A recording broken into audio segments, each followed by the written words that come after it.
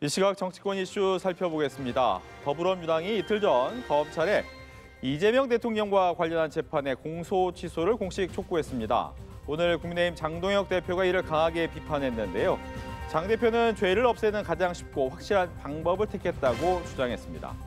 정청래 대표도 가만히 있지는 않았습니다. 정 대표는 오늘 최고위원회의에서 요즘 장 대표 발언이 참 어처구니가 없다면서 이 대통령의 마지막 예산 시정연설이 돼야 한다고 말한 장 대표를 겨냥해 명백한 대선 불복 선언이라고 비판했습니다. 국회는 700조 원이 넘는 내년도 예산안에 대해 오늘부터 심사에 들어갔습니다. 국회 예결위에서 전문가들이 참석하는 공청회를 여는 것으로 일정이 진행되는데요. 여당은 AI 기반 신성장과 민생을 위한 확장 예산이라고 강조하지만 야당은 권력 유지용 편향 예산이라며 송곳 검증을 예고하고 있습니다. 관련 내용 짚어보겠습니다.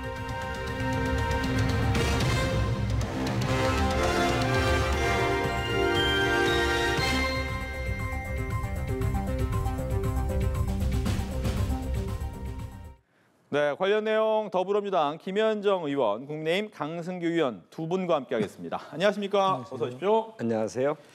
네, 이재명 대통령이 어제 국회 시정연설을 통해서 728조 원 규모의 내년도 정부 예산안에 대해 설명을 했습니다. 예산안을 두고 입장차는 뚜렷하지요. 여당은 원안 사수에 주력한다는 방침이고 국민의힘은 예산안을 빚더미 예산이라고 비판하면서 이재명 표 사업으로 꼽히는 지역사랑 상품권 등의 삭감을 예고를 했습니다. 이에 대한 이야기 듣습니다. 민주당부터 듣겠습니다. 네, 일단 그 내년도 예산은 올해보다 8.1% 인상된 728조로 예산안을 편성을 했고요. 뭐 이렇게 지금 국회 통상 질서에 재편하고 또 AI 대전환의 파도 앞에서 국가 생존을 모색할 때이기 때문에 확장적 재정 정책에 기조하에 예산을 편성했다라는 말씀을 좀 드리고요.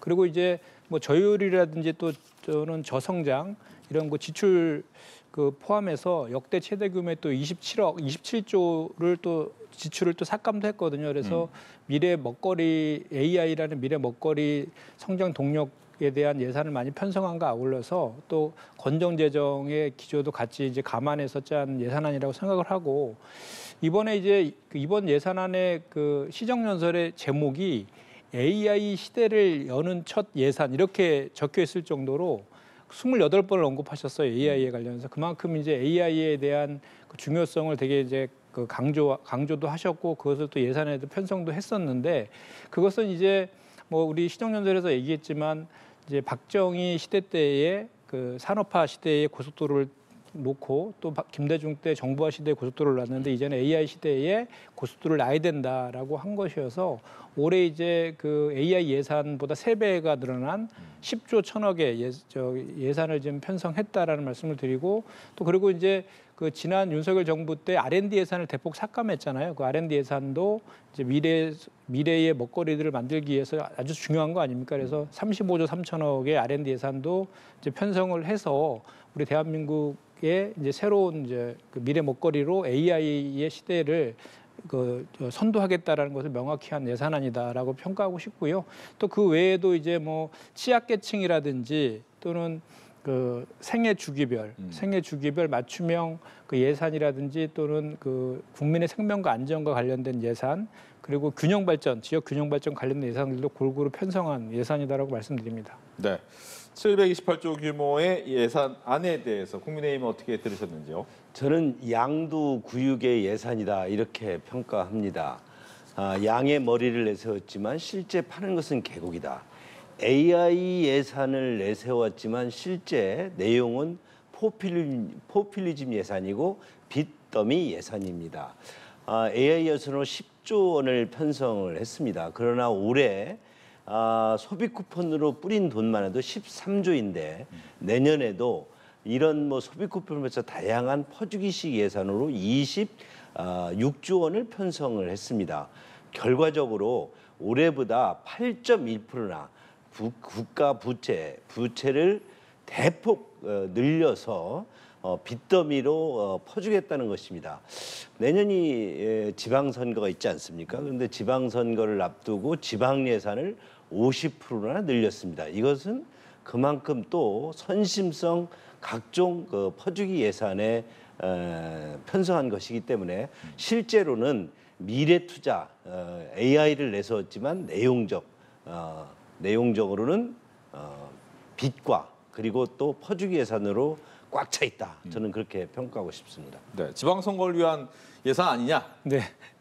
아니, 그러니까 지금 이제 국민의힘에서 지적하는 것이 지역사랑 상품권 예산하고 이제 국민성장펀드 관련된 얘기를 이제 예를 들면서 그런 말씀을 좀 하시는 것 같은데 실제로 그 지역사랑 상품권 예산은 이제 24조를 발행한다고 하지만 실제로 그 투입된 예산은 1조 1,500억에 불과합니다. 그러니까 그 지역사랑 상품권 예산은 이제 지역사랑 상품권을 지자체에서 발행을 하면 할인을 해주잖아요. 10% 할인해 주는데 그 중에 5%를 정부 재정으로 지원하겠다라는 내용이어서 실제로는 그 지자체에서 24조가 발행이 되면 지역 경제라든지 민생 경제 회복에 상당히 이제 효과가 있기 때문에 지금 현재 우리 지자체장들의 다수가 국민의힘 소속들 아닙니까? 그런 국민의힘 소속 지자체장들도 그 지역사랑 상품권 예산을 올려달라고 그동안 계속 요구도 해왔던 그런 내용입니다. 그만큼 효과가 있는 내용이고 실제로 들어가는 예산은 1조 한 1,500억 정도밖에 안 된다라는 것이고요. AI와 관련된 예산 10조 1,000억을 말씀하셨지만 사실은 김문수 당시 국민의힘 대선 후보도 AI 3대 강국을 공약하셨어요. 그와 관련된 예산들도 증액하겠다는 공약도 하신 바가 있고 또 국민성장펀드 150조도 5년간에 걸쳐서 이제 만들겠다는 거고 내년도 예산에는 1조만 예산이 편성이 됩니다. 실제로는 1조를 국민성장펀드에 예산을 투입을 하고 공공 그 금융기관에서 75조 그리고 민간 금융기관에서 75조를 거기다가 투자를 해서 150조를 만들겠다라는 그 기획 계산이거든요. 그래서 이 우리사랑 상품권이라든지 국민선장펀드에 대한 예산은 그 경제 회복, 그 민생 회복 그리고 그 국가 전략 산업에 대한 투자를 활성화시키겠다는 마중물의 성격의 예산인 것이지 그 전체가 다 예산으로 나가는 것은 아니기 때문에 국민의힘의 주장은 과도하다라는 그 근거가 없다라는 것이고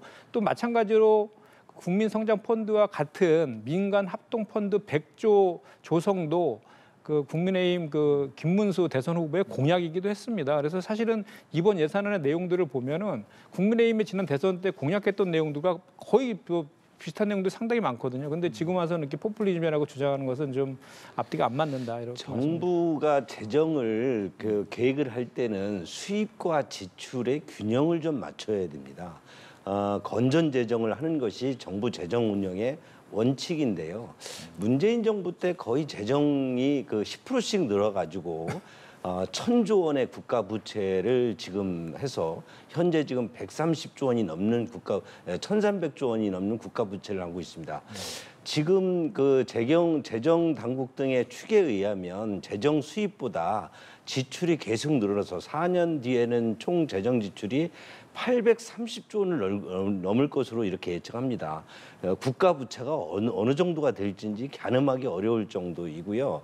지금 뭐 소비 쿠폰이라든지 뭐 성장 펀드라든지 다양한 여러 가지 지역사랑 상품권 등이 결과적으로는 지금 현장에서 단기적인 어떤 소비 진작으로 경제에 약간의 마중물은 될 수 있지만 그런 부분들의 효과는 금방 시장에서 표가 납니다. 그리고 국가의 미래 세대의 빚으로 남기 때문에 우리 그 후배 세대들이 다 떠안게 되는 빚이 아닙니까? 그런데 이런 민주당 특히 그 좌파 정권이 정권만 잡으면 퍼주는 예산으로 그 국가의 재정을 고갈내니까 사실 윤석열 정부에서는 긴축 재정으로 매년 2%, 3% 정도의 재정 운용 증가로 재정을 운영을 해왔습니다. 근데 다시 18%, 10% 이렇게 재정이 지출이 늘어나다 보면 우리 국가 재정은 거덜이 난다.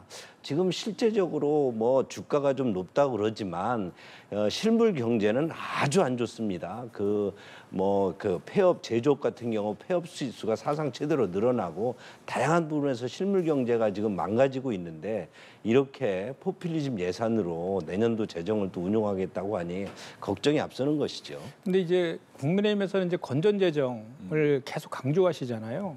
근데 그 국가의 예산이 적달해서 그게 건전 재정을 의미하는 것은 아니거든요. 실제로 국가 부채를 얘기하고 계시지만 지난 사실은 건전 재정을 그렇게 강조했던 윤석열 정부 3년 동안에 세수 결손이 100조가 났습니다. 세수 결손이. 거기에서 기인해서 국가 부채가 늘어난 측면도 상당히 있는 거거든요. 그래서 이제 그리고 또 하나는 이제 이제 내수를 살리기 위해서 그러니까 정책의 우선순위라는 게 있는 것입니다. 건전 재정도 중요합니다. 다만 내수가 너무 안 좋고 민생 경제가 안 좋으니까 그거에 대한 활력을 좀 제고할 필요가 있는 것이죠. 그래서 그거에 대한 마중물로서의 그 추경을 통한 그리고 지역사랑 상품권을 통한 그런 정책을 쓰자라는 것이고 그렇게 해서 내수가 진작됐을 때 세수가 또 증대가 돼서 건전 재정을 만드는 그런 선순환의 구조를 만들자라는 게 그 지금 정부의 예산안의 그 기조인 것이거든요. 이제 돈 살포 이런 표현을 자꾸 하시는데 사실 한번 보십시오. 윤석열 정부 시작했을 때 22년 그 5월 달에요. 62조를 소상공인 지원한다고 풀었습니다. 추경을 통해서. 그때 그 62조는요. 국채를 발행하지도 않았고 문재인 정부 때 확장전 재정 정책을 통해서 세수가 더 추가로 거친 62조를 가지고 그대로 쓴 것입니다. 그럼 그때는 뭐 그 돈 살포가 아니고 그때는 그 민생과 그 내수를 진작하기 위해서 사용한 것입니까? 그건 아니지 않습니까? 그리고 또 그렇게 그 실질적으로 최근에 이제 그 정부에서 13조의 그 추경을 통해서 재난지원금을 지급했을 때의 효과도 지금 나타나고 있다는 게 입증되고 있잖아요. 이게 3분기에 경제 성장률이 1.2%로 네. 처음으로 이제 마이너스 성장에서 1%대 성장으로 회복도 됐고 경제 회복 심리도 지금 4년 3개월 만에 최고치로 올라왔다라는 것도 지금 확인이 되고 있기 때문에 그와 관련되는 그 경제적 효과도 지금 확인되고 있다. 이런 측면에서 봤을 때 지역사랑 상품권의 예산 1조 1,500억이 그렇게 과도한 금액이냐라고 봤을 때는 좀 그렇다고 생각하지 않습니다. 건전 재정이냐 여부 등을 판단하는 것은 그것이 일시적이고 착시적인 효과만 가져오느냐 아니면 지속 가능하게 경제에 도움이 되느냐 하는 것 등을 판단해야 되는데 지금 민주당이 추진하고 있는 부분 등은 상당 부분 착시 효과를 가져와서 그것으로 약간의 소비가 살아났다든지 이런 표현 등을 가지고 국민들을 현혹하는 것이죠. 실제 세수를 많이 거쳐서 세수가 재정 수입이 많은 것만이 중요하지 않죠. 법인세라든지 기업으로부터 세수를 많이 걷어들이면 기업은 그만큼 투자를 줄이게 되죠. 투자를 줄이게 되면 여러 가지 제조업이나 우리 산업 기반들이 무너지고 있기 때문에 지금 많은 부분에 있어서 제조업들이 어려움을 겪는 것은 그저 기업을 옥죄가지고 세금 더 많이 걷어들이고 어떤 뭔가의 다양한 투자를 억제하는 여러 가지 정책을 펴다 보니까 노조 정책이나 이런 부분에서 기업들이 투자 의욕을 잃게 하거든요. 그런 면에서 우리의 산업 기반이 무너지는 것들을 걱정하시죠. 자, 재정에서 조금 효과가 났다고 그래가지고 그것이 우리 전체 재정이라는 것은 기업 민간 경제의 어떤 활로를 여는데 마중물 역할 정도를 해야 되는데 그 재정으로 기업 경제를 운영한다. 네. 세 가지 경제 주체에서 재정이 주가 되는 것은 그거는 자본주의에서 정확히 맞다고 볼 수가 없죠. 알겠습니다. 이렇게 해서 아마 일단 오늘부터 예산안 공청회 시작했기 때문에 아마 여기에 대한 검증은 당분간 계속될 것이다라고 네. 보면서 다음으로 넘어갈게요. 이 정청래 대표 이야기로 하겠습니다. 추경호 전 원내대표 구속영장 청구에 항의해서 시정연설에 불참한 국민의힘을 향해서 좀 강한 발언을 좀 많이 내놨습니다. 즉 만약 추경호 전 원내대표가 계엄 해제 표결을 방해한 사실이 확인된다면 내란 정당이다라는 부분에 대한 얘기하셨고 또 명백한 대선 불복이다. 즉 장동혁 대표를 향해선 이런 얘기도 했습니다. 어떤 의미입니까? 아니 뭐 그 내용대로가 그 사실이면 뭐 틀린 얘기 하나도 없죠. 왜냐하면 지금 추경호 의원 같은 경우는 내란 주요 임무 종사자의 혐의로 지금 구속영장이 신청된 그런 상황 아닙니까? 그리고 특검에서는 그 의장이라든지 여야의 의원들을 조사한 바에 의하면 충분한 진술과 물증을 확보했다라고도 하고 있고 사안이 중대하고 증거인멸 우려를 영장 그 신청 사유로 얘기하고 있거든요. 그런데 이제 그거에 대해서 영장 실질 심사가 이제 그 법원에서 이제 진행이 될 것인데 거기에서 만약에 구속이 되고 기소가 돼서 유죄가 판결이 된다라고 하면 그것은 당연히 그 주요한 원내대표였지 않습니까? 원내대표가 내란의 주요 임무 종사자로 확인이 된다라고 유죄 판결이 났는다라고 하면 그 윤석열 그 내란 수계 우두머리 피고인과 함께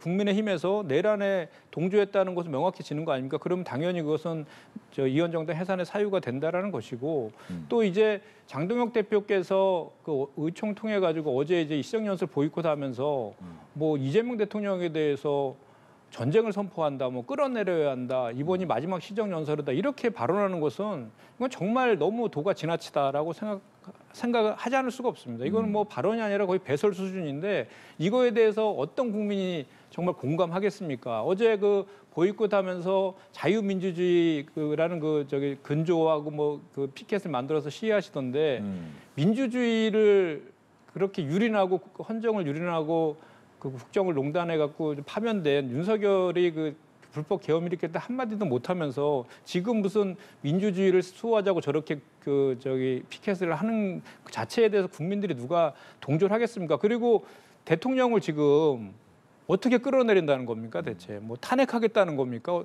방법도 없으면서 그냥 막 그 정치 공세적으로 막 던지고 있는 거 아닙니까? 저거에 대해서는 제가 봤을 때는 오히려 저런 태도들이 국민의힘이 계속해서 내란의 강을 넘어야 됨에도 불구하고 계속 내란에 공조한다는 그런 국민적인 그 저 비판에서 자유롭지 못하고 오히려 그쪽으로 자꾸 빨려 들어가는 역행하는 그런 모습들을 봤을 때 정말 국민들이 저거에 대해서 공감은커녕 정말 그 국민의힘이 공당으로서의 자격이 있느냐에 대한 그런 의구심까지 가는 그런 상황들을 스스로 만들고 있다라고 말씀드리지 않을 수가 없습니다. 네, 국민의힘.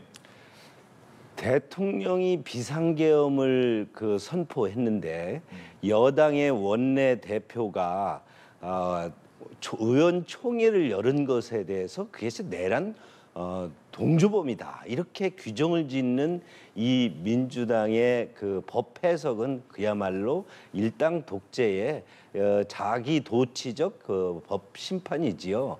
그렇게 해서 이재명 어떤 대통령의 여러 가지 5개 혐의, 5개 재판에 걸려 있는 여러 가지 혐의 등을 무죄로 만들려는 그래서 상대 당을 내란 정당으로 프레임 짓고 그것에 원내대표가 내란 동주범으로 사법 심판대 세우겠다. 그래서 그거의 특검 하수인 특검은 여당 전 원내대표를 구속영장을 청구한 상태입니다. 이것은 기본적으로 야당에 대한 상대 당에 대한 전혀 파트너로서 인정하지 않고 오직 프레임을 통해서 내란 정당 그리고 또 일당 독재를 계속 이어가겠다는 것이죠. 자 보십시오. 이재명 지금 대통령이 성남시장부터 경기지사 그리고 대통령 후보에 이르기까지 여러 혐의로 재판을 받고 수사를 받았는데 정권 잡기 전후에 이런 그 수사를 하는 검사는 탄핵을 하고 또 그 재판 그거를 판결을 내는 판사는 겁박을 해서 뭔가 그 사법부를 흔들고 그리고 결국 급기야 대법원장을 저렇게 망신 주고 흔들어대고 있습니다. 그러다가 급기야는 대통령이 지었던 대통령이 되기 전에 죄를 지어서 재판을 받고 있는 것을 결국은 공소 취소 그 제목을 배임죄를 없애서 공소 취소를 하겠다. 그러면 대통령이 되면 지은 죄도 지어서 재판받고 있는 것도 재판을 중지하는 것은 물론 재판 중지법을 통해서 재판을 못하게 한다고 그러다가 그것마저도 여의치가 않자 아예 공소취소를 하기 위해 배임죄를 없애버리겠다는 이런 민주당의 지금 그 입법 독재라든지 삼권 분립의 파괴 이런 부분 등을 우리 그 전 여당 원내대표 지금의 야당 전 원내대표에게 프레임을 씌워서 내란 정도로 보는 이런 부분에 지금 국민의힘이 여기에 민주당과 어떤 파트너로서 대통령의 시정연설을 듣고 또 파트너로서 이 국회를 운영할 수 있겠느냐 하는 것이 국민의힘의 솔직한 지금 자괴감입니다. 네. 이런 지금, 부분에 대해서 국민들께서 네. 아주 심판을 하시리라 이렇게 저희들은 근데 믿고 지금 있습니다. 사실 구속영장 신청은 민주당이 한 게 아니라 특검에서 한 것이잖아요. 그리고 특검에서 한 것이고 그 혐의가 내란의 주요 임무 종사자라는 것입니다. 그래서 그거에 대해서 이제 불체포 특권도 포기하겠다고 하셨으니까 법원에서 판정을 받아보면 될 일이잖아요. 그러니까 그 판정을 받았는데 그거에 대해서 혐의가 인정된다라고 하면 그런 과정하에서 정청래 당대표가 한 발언이지 않습니까? 그리고 실제로 그날 12.3 불법 계엄이 있었던 날 18분의 국민의힘 의원들은 본회의장에 들어가 표결을 했거든요. 표결을 했는데 나머지 의원들은 그 의총 장소를 국회 당사, 국회 당사 이렇게 네 차례 바꾸는 과정에서 그 표결할 수 있는 권한을 침해했고 그런 거에 대해서 윤석열과 공모했다라는 혐의를 받고 있는 것이기 때문에 또 그와 관련된 많은 또 증언들이 있습니다. 그리고 또 실제로 그 추경호 그 의원께서 그 언론을 통해서 이제 주장하는 것은 그 당시 계엄이 국회의 기능을 무력화시킨다든지 또는 포고령의 위법성을 인지하지 못했다라고 주장하고 있지만 사실 그 당시에 저도 뭐 담을 넘어서 국회로 들어갔지만 국회 앞에서 경찰하고 시민들이 대치하고 있었던 국면들 뭐 그런 거 그 군인들 투입되고 이런 것들은 이미 다 뭐 전 국민이 목도한 그런 내용들 아닙니까? 그래서 그런 것들에 대한 주장들을 그러니까 이제 법원에서 가서 주장하셔가지고 만약에 그 혐의가 없으면 거기서 주장을 하시면 될 그런 문제이지 이게 뭐 더불어민주당이 그렇게 추경호 의원한테 그렇게 그 구속영장 신청한 건 아니다라는 말씀을 드리는 거고 다만 이제 한 가지 더 우려스러운 지점을 얘기한다라고 하면 그래도 여야가 공당 아닙니까? 그래서 그래도 상대 당에 대한 또는 대통령에 대한 그 발언 같은 것들은 그래도 국민의 눈높이에서 상식적인 선에서 해야 된다 이런 지적들을 하고 있다라고 말씀드립니다. 민주당이 자신들의 모습을 좀 되돌아봤으면 좋겠습니다. 윤석열 정부가 출범했을 때 이재명 당대표를 비롯한 거대 그 당시 야당이 지속적으로 그 대선 불복 여러 가지 프레임을 가지고 공격을 했고요. 특히 추경호 원내대표가 그 당시 그 의원총회를 의원회관이라든지 당사라든지 아니면 국회 본관 등에서 여러 가지 장소가 변경된 것은 그 당시 경찰이 그 국회 진입을 봉쇄한 상황이었고요. 그리고 일부 의원들이 표결에 참여했다는 것 등은 국회에는 300명 전 한 명 한 명이 헌법기관으로서 누구의 간섭보다도 본인의 의사결정을 받고요. 원내대표가 이런 부분에 대한 그 당시 여당 의원으로서 원내대표가 의원들의 총일부에서 총의를 소집하는 것은 당연한 권리입니다. 이것이 내란 동조범으로 이렇게 프레임을 거는 민주당의 이것이 어떤 모습인지 정말 국민들이 잘 판단할 것이라고 봅니다. 네. 저희는 적어도 대통령의 어떤 비상계엄 조치나 이런 부분에서 국회의원들이 사전에 안 봐도 없고요. 그것에 동조한 바도 없다는 것이 국민의힘의 일치된 의견이고요. 그런 부분 등에 대해서 사법부가 그 판단을 하는 것에 대해서 뭐 내란이라든지 내란 여부가 좀 판결이 나겠고요. 그다음에 특검이 지금 뭐 민주당이 한 것이 아니고 특검이 한 것이다 그러는데 야당의 전 원내대표를 구속하는 그 특검이 사실상 출발부터 지금의 여당의 친위 세력들에 의해서 편법으로 통과된 그야말로 하수인 정도의 특검 아니겠습니까? 지금 3대 특검이 그동안 국민들에게 보여준 여러 가지 모습이 있지 않습니까? 이런 모습, 내로남불의 그 모습이 특검의 실체이기 때문에 특검의 지금 행위는 결국 민주당이 사실상 명령하고 조정하는 것이다. 저는 그렇게 판단합니다. 그러니까 지금 의원님 말씀하신 것처럼 요즘 사법개혁 관련해서 사법부하고 우리 더불어민주당의 갈등이 좀 있는데 그거에 대해서 국민의힘에서 사법부의 입장을 계속 두둔하고 계신 입장을 갖고 계시잖아요. 구속영장 실질심사는 법원에서 하는 거니까 지금 주장하신 그런 내용들을 법원에서 따져보면 될 일이고 사실은 그 전 원내대표를 얘기하셨지만 그렇게 따지면은 이재명 대통령 우리 당대표 시절에 376회 압수수색 당하고 정말 그 윤석열 정치검찰의 표적수사와 정치기소에서 얼마나 많은 고초를 겪었습니까? 그러니까 그런 것들도 한번 되돌아볼 필요가 있고 이 문제와 관련해서는 뭐 지금 이제 구속영장 신청이 된 상태이기 때문에 법원에서 판단을 받아보는 수밖에 없는 거 아니겠습니까? 알겠습니다. 구속영장 발부 여부에 대해서는 나온 다음에 한 번 더 두 분께 질문을 드리도록 하겠고요. 다음으로 넘어가죠. 재판중지법 얘기하겠습니다. 철회는 했습니다만 여진이 있습니다. 그 여진이라는 것은 일단 민주당 내 여진인 것 같긴 해요. 그 부분에 대한 좀 질문을 드리고 싶은데 일단 뭐 어제도 이제 장경태 의원이 나와서 약간의 리듬은 다른 거지만 아니다라고는 했습니다만 대통령실과 당과의 엇박자는 맞습니까? 아니 그렇지 않습니다. 이게 뭐 엇박자 그리고 명청 갈등 뭐 이런 얘기 하던데 전혀 그렇지는 않고요. 이제 사실은 이제 재판중지법 관련해 갖고는 이제 이미 헌법 제84조와 형소법 246조에 근거해서 법원의 결정으로 재판이 중단돼 있잖아요. 그러니까 사실 재판중지법을 다시 추진할 이유가 없습니다. 그런 취지에서 이제 대통령실도 그렇게 이제 브리핑을 한 것이라고 보면 되는데 최근에 들어서 계속 국민의힘에서 재판을 재개해라라는 요구를 강하게 계속 하고 있잖아요. 그런 거에 대해서 더불어민주당 박수현 수석께서는 국민의힘에 대한 경고성으로 자꾸 계속 그런 주장을 한다라고 하면 지금까지는 일부 그 법안을 발의한 의원들이 개인 의견으로 그 의총에서 제시한 수준이지만 그 논의 수준을 당 차원으로 끌어올릴 가능성이 열려 있다. 이렇게 경고를 한 것에 사실 방점이 있는 것이거든요. 그게 당 차원에서 당론으로 추진하겠다 이런 것은 아니었거든요. 그래서 그 이후에 이제 대통령실의 입장은 그 법안이 지난 5월 달에 발의되었을 때 그 대통령께서 자기랑 관련된 거니까 추진하지 말라고 해서 계속 보류돼 있던 거 아닙니까? 그 입장은 바뀐 것이 없는 것이죠, 대통령실은. 그리고 지금 그 빠르게 더 시급해야 될 것은 에이펙에 대한 후속 그 법안 처리라든지 뒷받침들을 국회에서 해야 되는 그런 시간이기 때문에 거기에 좀 집중해야 될 필요가 있는데 이런 것 때문에 이게 여야 간에 정쟁화되는 것은 도움이 되지 않는다라는 판단하에 당정이 조율해서 빨리 이것을 정리한 것이다 이렇게 보는 것이 정확하다고 봅니다. 네, 국민의힘에서 그동안 계속 재판이 계속돼야 된다는 주장 때문에 이런 얘기가 있었다. 대통령이 되었다고 재판 받던 것을 중지해야 된다. 그런 법을 만드는 나라가 과연 민주주의 국가이고 삼권 분립이 돼 있는 그런 헌법이 통치하는 국가인지 참으로 묻지 않을 수 없고요.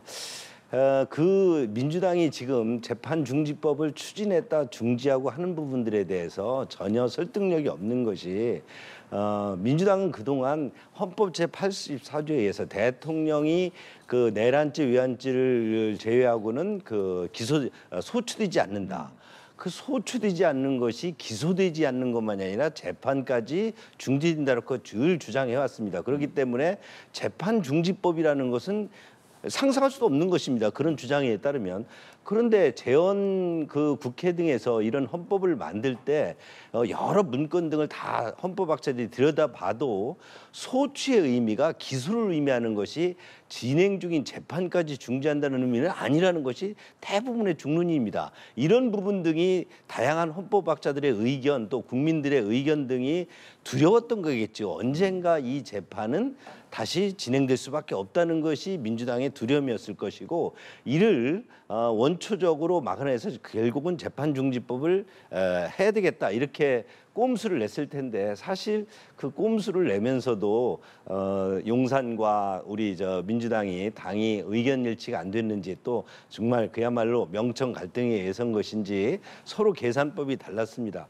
그러나 이런 재판중지법을 추진하고 그걸 중지하고 한다는 그 자체가 지금 이재명 대통령이 재판을 받고 있는 5개 혐의에 대해서 뭔가 유죄 확정의 어떤 여러 가지 두려움이 있는 것이고 이것이 언젠가는 재판이 진행될 수밖에 없다는 것이기 때문에 지금 결과적으로 이렇게 됐고 오늘 장동혁 대표가 얘기한 것처럼 결국 이것은 배임죄 취소로서 공소 취소를 노리는 쪽으로 민주당이 이재명 대통령 구하기에 나설 것이다. 저희들은 그렇게 보고 이에 대해서 철저히 봉쇄를 해야 되겠다. 이를 막아내야 되겠다는 게 저희 국민의힘의 각오입니다. 그럼 지금 국민의힘의 주장은 재판을 속개하라는 것이잖아요. 계속 그 주장을 하시잖아요. 근데 지금 그 법원의 결정으로 지금 중단돼 있는 거거든요. 헌법 84조에 근거해서 재판을 중단한다라고 5개의 법원에서 그 결정을 한 거예요. 그렇게 판결을 한 겁니다. 지금 그 결정을 한 건데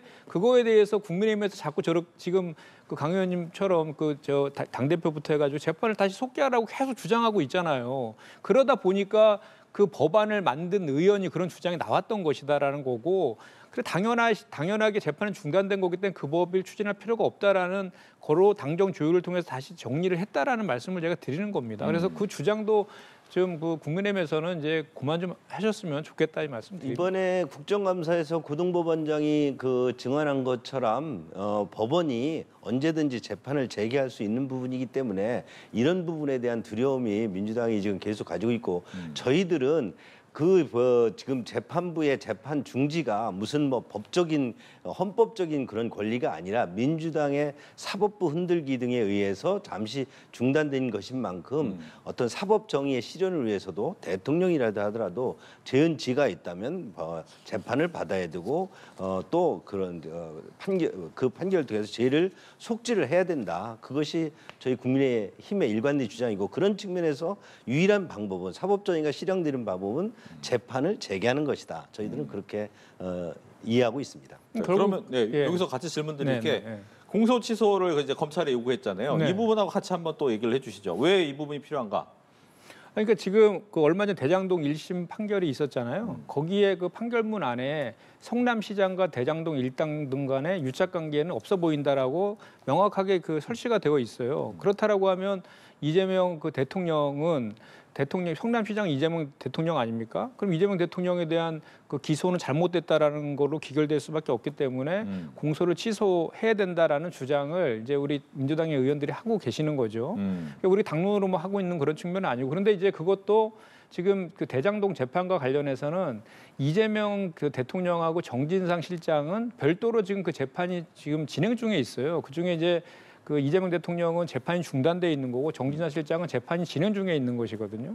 그래서 이제 어쨌든 그거 관련된 내용들을 공소 취소로 주장을 하는 것인데 공소 취소와 관련해서는 사실은 우리가 이제 정치적인 주장을 하는데 그 검찰에서 결정하는 문제잖아요. 그리고 우리가 뭐 입법으로 그거를 강제할 수 있는 방법은 없는 것인데 그 판결문에 이렇게 나와 있으니까 그동안 우리가 더불어민주당의 입장은 그 윤석열 정치검찰의 표적 수사 정치 기소에 의한 탄압성 희생양이었다라는 주장을 그동안 입장을 계속 갖고 있고 지금도 그런 입장인 차원에서의 주장이라고 이제 보면 되는 것이고요. 그리고 이제 배임죄 폐지와 관련해서는 모든 걸 다 기승전 이재명 대통령하고 자꾸 연결시키면서 비판을 하시던데 원래 배임죄 완화나 폐지나 이런 것들은 윤석열 정부에서 주장을 계속했었고 재계의 주장이었고 또 그 국민의힘의 몇몇 의원님들은 법안까지 지금 제출하고 있는 그런 내용 아닙니까? 경제 활성화를 위해서 그 재계의 그 배임죄의 그저걸 좀 완화시켜 주는 데는 그 요구들 때문에 그렇게 진행되고 있었던 것이고 배임죄를 완전히 폐지한다라는 것도 아닙니다. 대체 입법을 만들겠다라는 거고 그 대체 입법은 현재 지금 배임죄와 관련된 한 수천 건의 그 배임죄 판례들이 있다고 합니다. 그 판례들을 유형별로 분석하는 그런 작업들을 지금 법무부에서 하고 있고 그런 것들이 이제 정리가 되면은 그 배임죄에 준하는 대체 입법을 만들겠다라는 거라서 배임죄를 폐지라고 표현하는 것은 사실 정확한 표현은 아니다라는 것이고 그것이 이재명 구하기를 위한 그 뭐 법안을 폐지한다 이런 것은 더더욱이 아니다라는 말씀을 명확하게 드립니다. 배임죄를 윤석열 정부에서 폐지해야 된다는 주장은 터무니없는 주장이고요. 유동규 정진상 씨가 막대한 개발이익, 수천억의 개발이익을 성남 시민에게 도돌려주지 않고 특정 업자 등에게 편취할 수 있도록 허용한 설계자입니다. 그 설계자 밑에서 하수인이 유동규 정진상 씨라고 볼 수 있는데 이분들이 지금 8년, 6년 등의 어떤 중죄를 지금 1심에서 판결을 받았어요. 그렇다면 그의 설계자인 이재명 성남시장과는 이게 왜 관련이 없는 건지 그러면 만약에 이것이 이번 판결에서 관련성이 없다라고 판정했다는데 그렇지는 않고요. 성남시장이 그것을 알았는지 유동규와 정진상 씨가 소위 민간 개발업자와 어느 정도 위착관계를 알았는지를 알 수가 없다. 얼마 정도 친했는지 알 수 없다는 것 자체가 어떤 범죄 혐의가 결과를 영향을 미친다는 건 있을 수 없는 일입니다. 만약에 그렇다면 어떤 공무원도 배임 어떤 시민의 예산을 마구 퍼주고 또 그 어떤 배임을 하더라도 그 예산 그 결과가 몰랐다. 그런 공무원이 그런 민간업자와 유착됐는지 몰랐다라고 한다로 그 결과에 대한 시민의 막대한 예산을 이렇게 날려버린 그런 죄가 없어진다고 그런 판결이 대한민국에 있을 수가 있느냐. 그런 측면에서 보면 이번에 유동규 정진상 씨 등이 1심에서 중범죄 유죄를 판결을 받은 것은 결국은 그 몸통 이재명 성남시장 그에게 갈 수밖에 없고 그것을 배임죄를 없애서 공소를 사실상 취하게 된다면 대한민국의 사법정의는 무너지고 공직사의 부패는 대한민국을 완전히 망가뜨릴 것이다. 알겠습니다. 그렇게 판단할 수밖에 없습니다. 네. 이제 시간이 거의 다 됐기 때문에 하나 정도만 더 해야 될 것 같습니다. 김현지 제1부속실장이 이제 국정감사 내내 또 아마 중심에 서 있었어요. 근데 이제 마지막에도 약간 이 부분이 더 되는데 일단 뭐 이렇게 역으로 질문을 드리겠습니다. 민주당 입장에서는 그냥 나와서 다 얘기하는 게 오히려 또 홀가분하게 끝내는 방법이 아닌가라는 생각이 드는데 이 부분은 어떻습니까? 그거 나간다고 했지 않습니까? 네. 나가서 그 11월 6일 날 나가서 증인으로 나가겠다고 했는데 그 다만 이제 오후에 대통령의 중요한 일정이 있기 때문에 오후 1시까지만 참석하겠다라고 했는데 국민의힘이 거절한 거잖아요. 오전만 나가는 걸 거절했다. 지금 국민의힘에서 그 김현지 실장 나오라고 하는 게 총무 비서관으로서 그동안에 관례적으로 다 나왔기 때문에 관련된 거 물어보겠다고 해서 시작된 거 아닙니까? 근데 갑자기 이번 사실 국감이 이재명 정부의 4개월의 국감보다는 지난 윤석열 정부의 3년의 실정을 파헤치는 그런 국감의 성격이 강하잖아요. 그러다 보니까 국감이 진행될수록 내란과 관련된 의혹들이 자꾸 분출돼 나오고 또 국정농단과 관련된 것들이 나오니까 그런 것들을 희소시키기 위해서 그냥 그 김현지 실장 끌어들여서 완전히 뭐 그냥 카더라 의혹들 막 마구 남발하면서 그냥 막 계속 했던 거 아닙니까? 그런데 실제로 총무 비서관으로 활동했던 기간은 3개월밖에 되지 않는데 그 오후 1시까지 있으면 그 사이에 충분히 물어볼 수 있는 거 아니겠습니까? 그것도 이제 안 된다고 거절을 한 것이고 그래서 결국은 결국 국감을 정장화시켜서 이렇게 국정농단이라든지 내란 의혹 이런 것들 덮으려고 하는 거 아니냐라는 생각을 하지 않을 수가 없고 네. 그리고 사실 그 김현지 저 실장 같은 경우는 이제 부속실장으로 옮겼잖아요. 그리고 또 총무 비서관 시절에 있었던 것들에 대한 질의들은 얼마든지 그의 상사들도 지금 다 참석을 하기 때문에 그 통해서 충분히 확인이 가능하다. 그리고 이제 증인 채택이 일주일 전에 이제 통지가 돼야 되는데 지금 이제 내일이기 때문에 그 이제 기간도 이제 얼마 남지도 않아서 가능하지도 않는 그런 상황이 돼 버렸는데 네. 또 서면 질의라는 방식도 있지 않습니까? 그래서 서면 질의를 통해서 그 궁금한 거 있으면 그렇게 묻는 것도 이제 방법이다라고 말씀드립니다. 예. 이재명 정부 들어서 여러 가지 기록이 많이 있는데요. 저도 대통령실에서 근무를 해봤습니다만 대통령실에 대한 운영이 국감의 가장 핵심은 총무 비서관실입니다. 총무실에서 모든 살림을 하고 인사도 상당 부분 개입을 하고 있기 때문에 총무 비서관실에 대해서 국감을 해야 되면 비서관이 당연히 출석을 해야 되지 않겠습니까? 그런데 국감을 앞두고 총무 비서관을 부속실로 빼더니 또 갖은 이유로 그 김현지 그러니까 부속실장을 국감에 내세우지 않기 위해서 여러 가지 민주당 용산의 어떤 공방의 어떤 작전이 이루어집니다. 그런데 지금 많은 시중에서는 의혹이 만사 현통이라고 할 정도로 성남시장 시절부터 이재명 그 시장의 경기지사 시절 그리고 지금 대통령 선거 전후까지 많은 부분에서 김현지 실장과 연루된 각종 의혹들이 지금 국민들 사이에서 증폭되고 있는 만큼 당연히 국감장에서 나와서 국민들의 어떤 그 의혹을 풀어줘야 되는데 이에 대해서 아주 의도적으로 그리고 또 체계적으로 지금 민주당이 감추고 있는 것이죠. 알겠습니다. 결국 김현지 부속실장은 국감에 안 나오는 것으로 저희들은 지금 판단하고 있습니다. 알겠습니다. 이렇게 해서 오늘 정치권 이슈 두 분과 함께했습니다. 오늘 얘기 잘 들었습니다. 고맙습니다.